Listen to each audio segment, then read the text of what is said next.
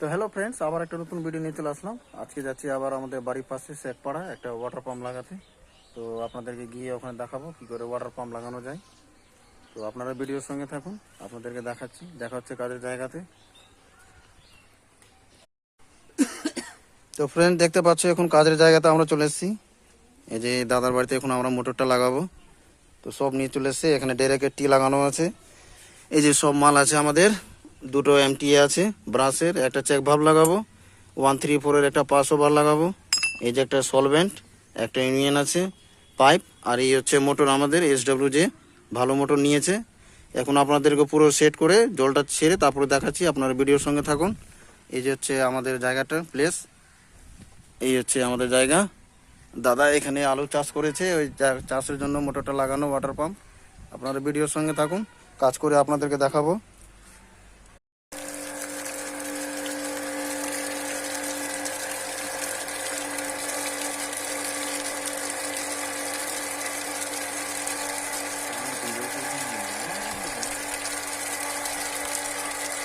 কোথায় লেখা ভাই?